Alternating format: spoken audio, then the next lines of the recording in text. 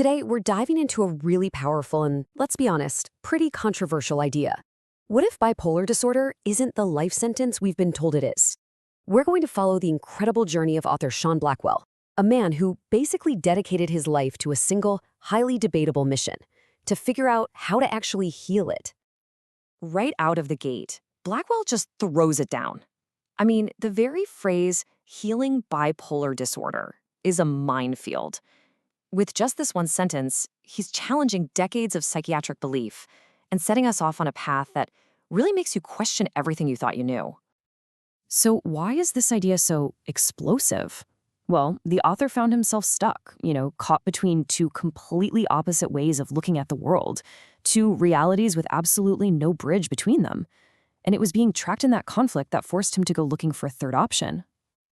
Okay, so this lays out the two big camps perfectly. On one side, you've got mainstream psychiatry.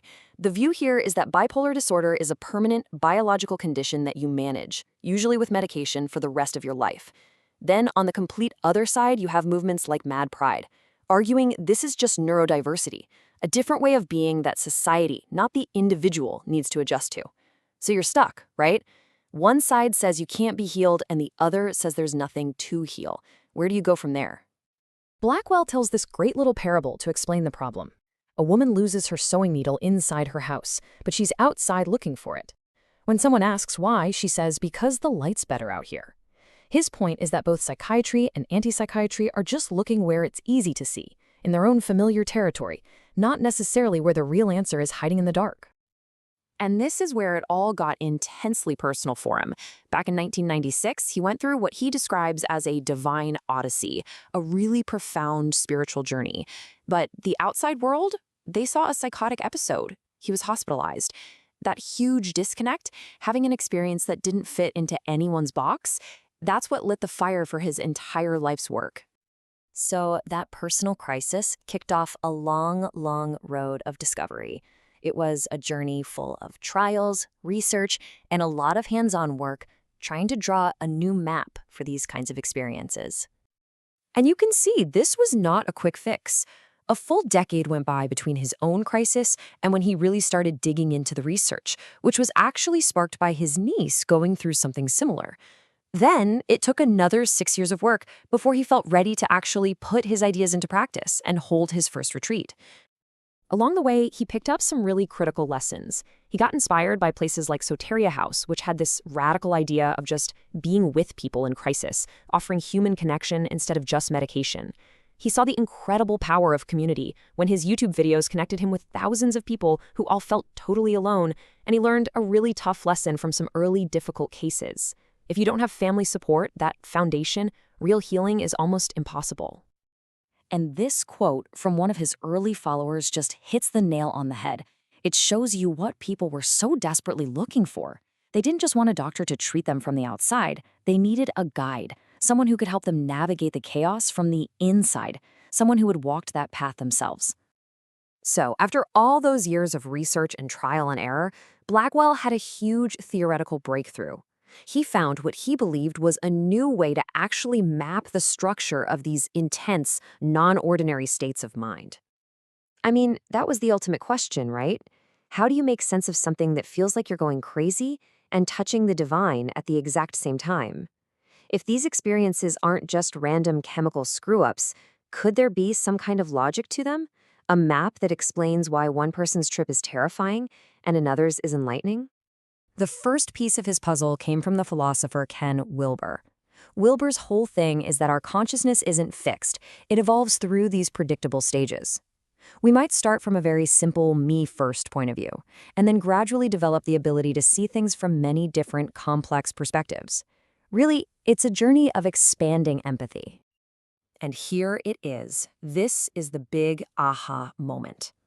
Blackwell's key insight was to take Wilber's map of consciousness and lay another critical map right on top of it, a map of our unresolved trauma.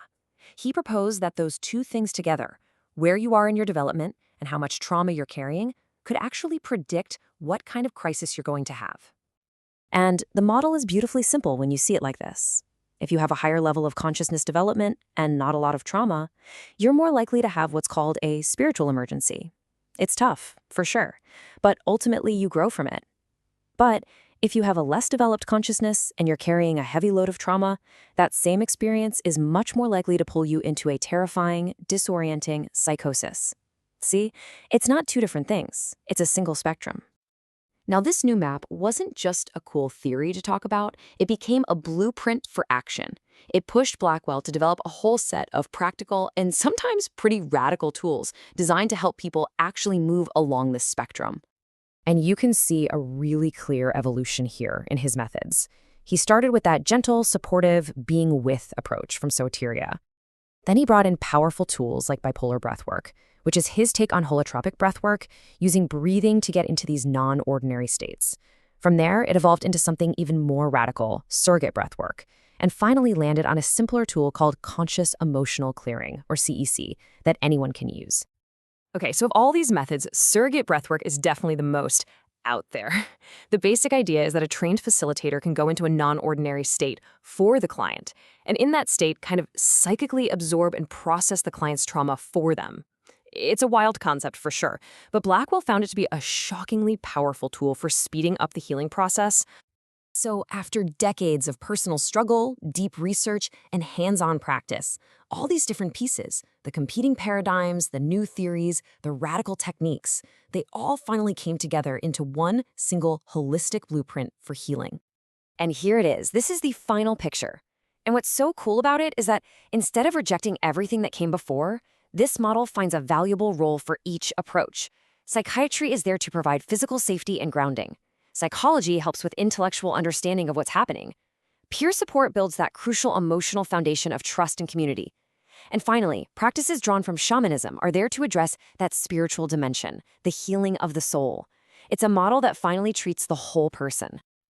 So when you look back at this whole journey, it points to a massive shift in how we think. Instead of seeing these crises as just meaningless symptoms that we need to get rid of, what if we saw them as a kind of language, a message from our deepest self, trying to tell us something important? What if the key to healing isn't to silence the madness, but to finally learn how to listen to it?